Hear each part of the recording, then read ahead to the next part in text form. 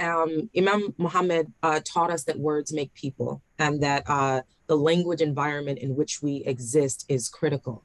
And so I wanted to ask a question regarding the language of successor. You call yourself the successor to Imam Deen Mohammed. Can you explain what you mean by that and what support you have from the Quran and from the body of work and the logic of Imam Muhammad for this claim? You go right at the important matters. I appreciate that very much.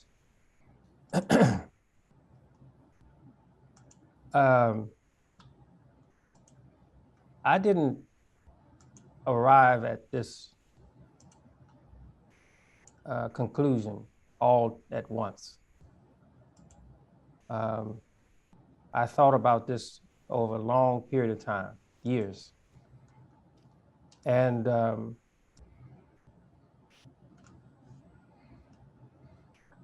I knew that the work of Mr. W.D. Farad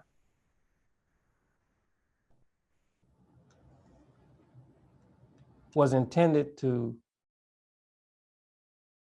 attract African-American people ultimately to the Holy Quran. And that by processes that was accomplished.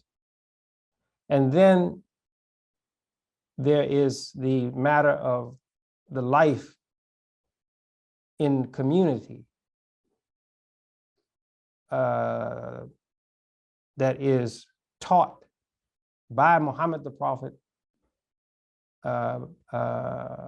with the Quran as its guide, as his guide and as our guide. And that also is a process. And I thought to myself, are we as a community identifying in this tradition, has that process been completed?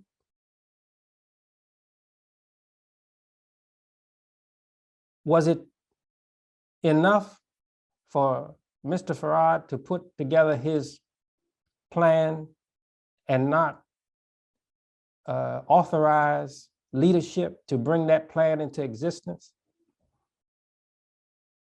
Was it the intent of the Honorable Elijah Muhammad that the work that he did, that it be thought of as finished, completed at the end of his life?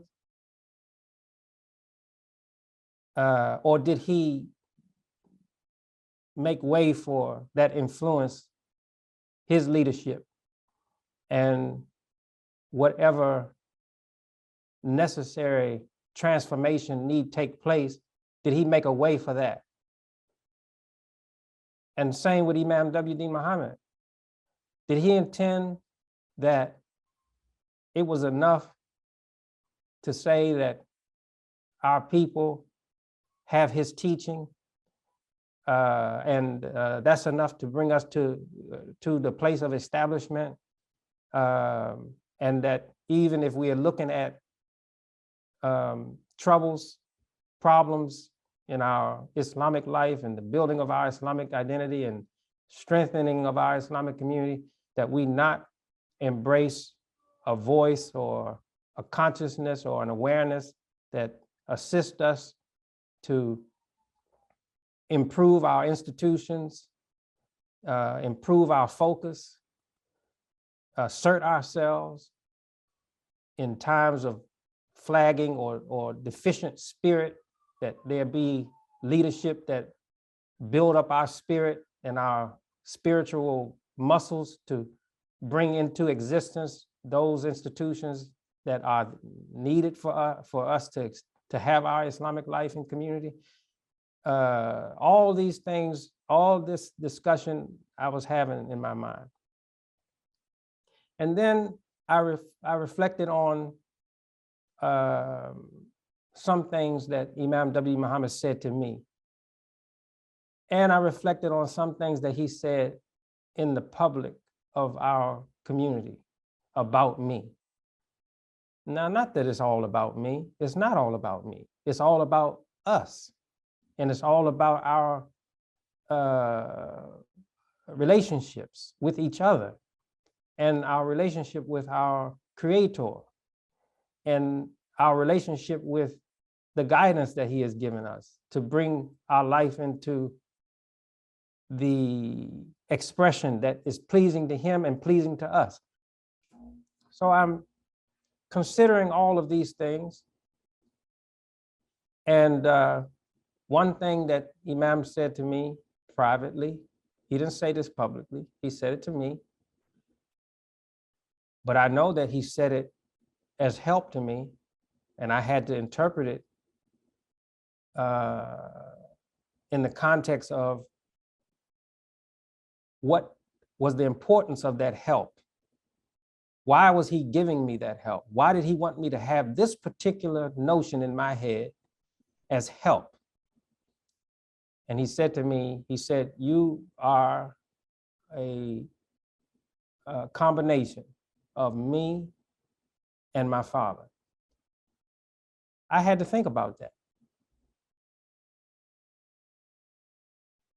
Why would he say that to me?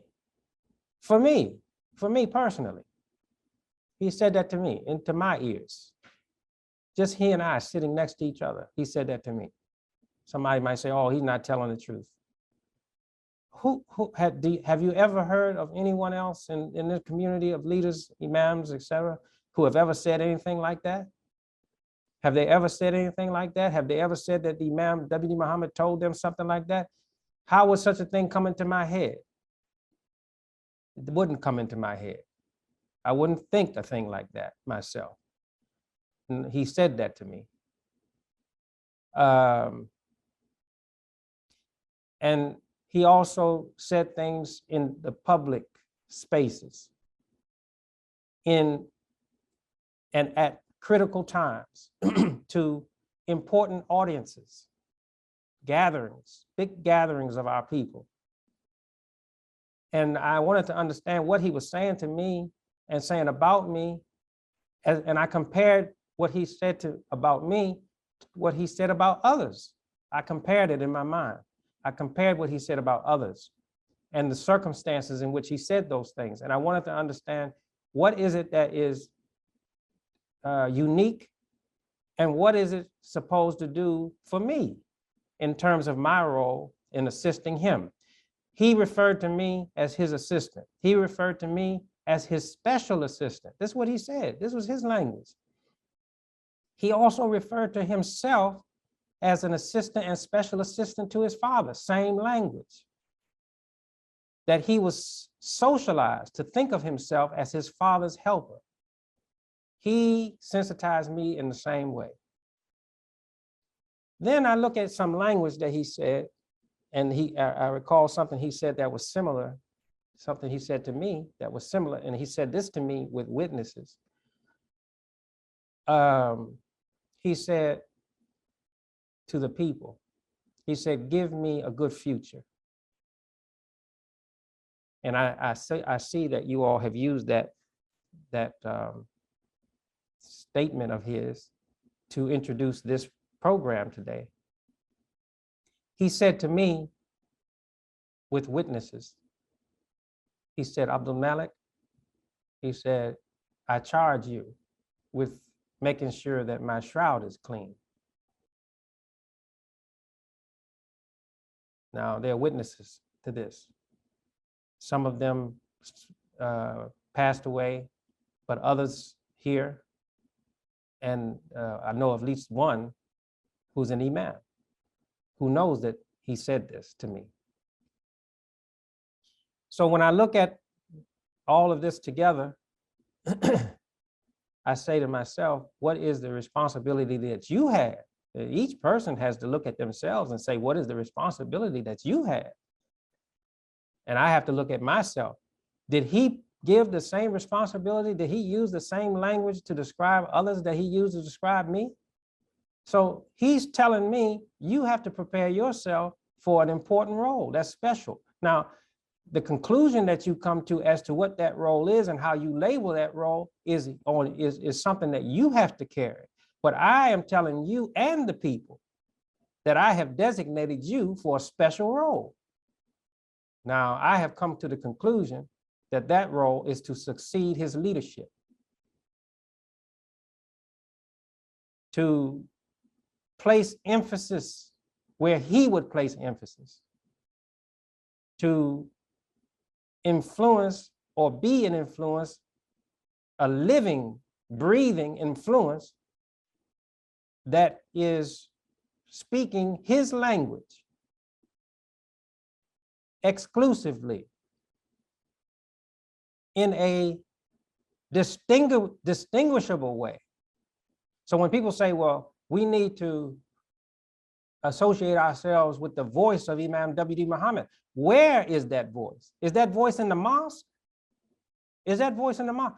His voice was not only in the mosque, and his voice was not contained or restricted to the mosque. His voice was in the public spaces. And I have not seen his voice in the public spaces more than I have seen it present. That is, in my opinion, a reaction to the work that we have done. Not until that book I wrote while I was in prison, where I'm addressing the problem of extremism in the world, did I see our people our leaders begin to attempt to address conditions in the life of the world, human society, with Imam W. Muhammad's teaching. And now I see it more, it has increased, and some of it is very good, and I'm very appreciative for it. But there's also a movement to restrict it. And there's also a corruption in it. There's a defect in it. I see errors in it. And I have been sensitized by him to be aware and concerned about how his understanding and his teaching is applied. And I am sensitive to how the application of that teaching is not applied properly or not understood properly. For example, when persons say that Imam W. Muhammad said that leadership is local, and they've made this a refrain, and they've treated this as if it were a principle, but they don't give a clear explanation of the context of his comments. And they use the comments to make an argument against the rise of a leader that has in his or her focus the collective concern of the people. They use it as an argument against such persons. But while they are saying that this applies, and they use it now as a way to argue against my claim and my leadership, they don't apply the same reasoning to a person who's referring to the masjid in Washington, D.C. as now the national mosque. They don't use the same logic. They don't use that claim that leadership is local to address that condition, but they use it to address me. So I'm clear that what their interest is to prevent or to slow down, stop the influence on the life of the people that Imam W. Deen Mohammed's teaching, vision, leadership lives.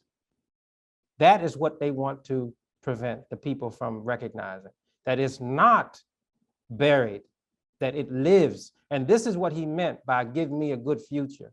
He meant give my community a good future.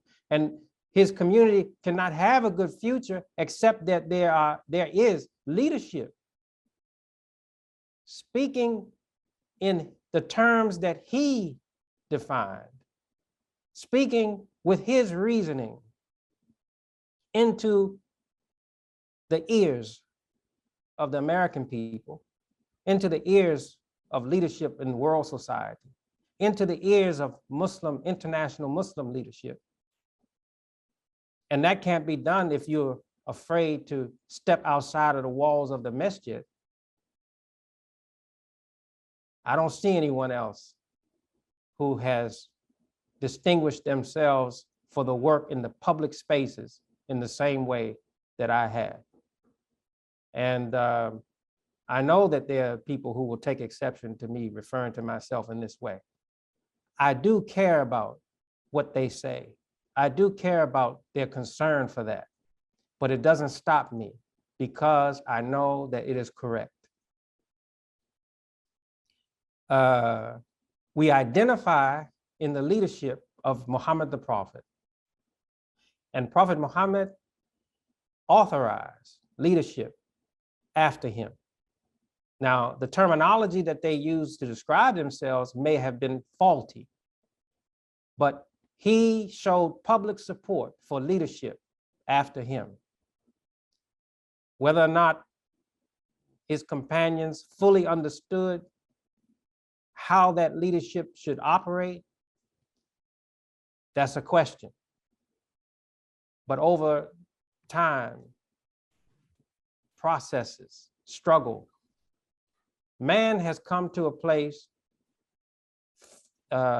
through a people who themselves register on the collective consciousness of man on this earth, a people that are close or closest to what God intended when he created Adam. And if you look carefully at the history of the African-American people, you will expect that the expression of the nature of Adam will come from such people. I'm not going into all the details. You have to think deeply on this. And if that's the case, then certainly what the role that God distinguished for Adam on the earth in terms of a leadership spirit in the life of man must come from that people. That perception came or comes from our community of Muslims. And me saying that I am successor of Imam W. Mohammed continues that expression in the world. And I hope that leaders after me will refer to themselves in the same way, that I'm not the only one, I'm not the only successor, that when my life is extinguished, is gone from this earth, that there'll be another one who say, I am the successor of Imam W. Mohammed, and another one, and another one. Because this is the demand. This is the demand in us as long as there exists this nation of the United States of America, and as long as this world abides. This is the demand.